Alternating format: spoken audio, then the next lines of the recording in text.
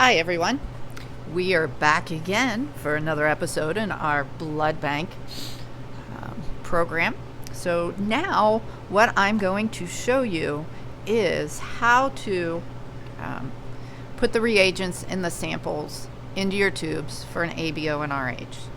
And I am all about efficiency and saving money as well, but providing the best care for our patients as well.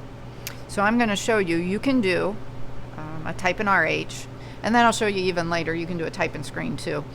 And just use one pipette to take care of your patient. And I know as you guys are learning, you're going to go through quite a few, and that's all right, but we'll get there. So I have the tubes for my ABO and RH labeled in my rack. I just saved them from our last episode.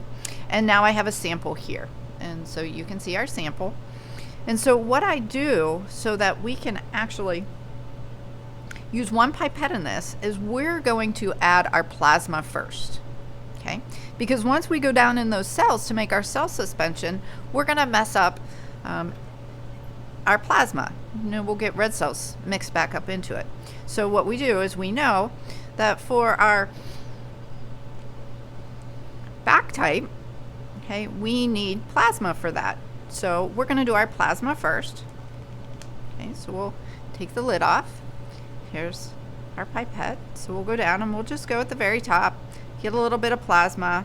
Okay, put our 2 drops of plasma in our A1 and 2 drops in our B. Okay, we can put that. If you have any left, okay, you can put it back in there. I've done blood bank for a little while now, so mine was pretty accurate when I went there. So now what we're going to do is you're going to go down in, squeeze your bulb with your pipette, go down into your packed cells, okay?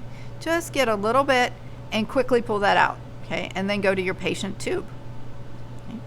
So put your lid on there, okay? Put that back, and now you can make your cell suspension and put your drops in there. So here's our saline, and remember, don't put the tip the whole way down in there, okay? Squirt it in there.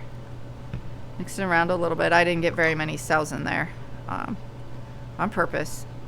Okay. So there's my cell suspension. Okay, about 3 to 5%. Looks pretty good. And now we're going to put our 1 drop of patient cells into A, our B, our D, and C for our control. That drop was just a little wimpy, so we're going to give it a little more. Okay. Put that pipette there, and we're going to leave that set. And you can see I did all of that and only used 1 pipette for the test so far. So now we're going to go to our rack and we're going to get our reagents. Remember, always mix. Depress the bulb to get anything out of what might have been in there. We'll put 1 drop into our A, and notice again, when I'm putting my reagents in there, I'm not putting the tip of that dropper into the tube. I'm suspending it above and letting a free flowing drop fall into that tube. I don't want to contaminate my reagents with anything. And I have a D. Here's a control. Oops. I'm gonna have to grab a D. There's my control. We'll put that in there.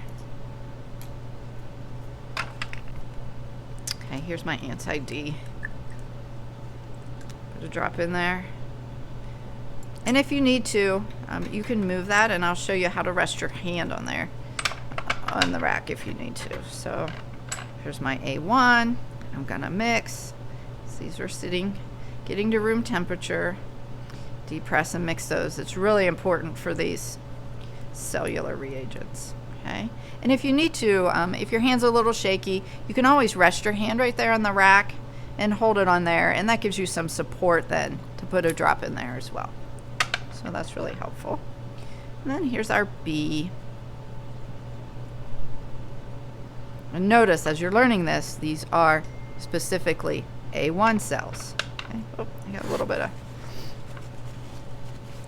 reagent on there. Mix that. Depress the bulb. Okay. Put 1 drop in there. And there we go. And now we're going to centrifuge these. I'm going to wipe this off. We want to make sure we do stay neat and tidy.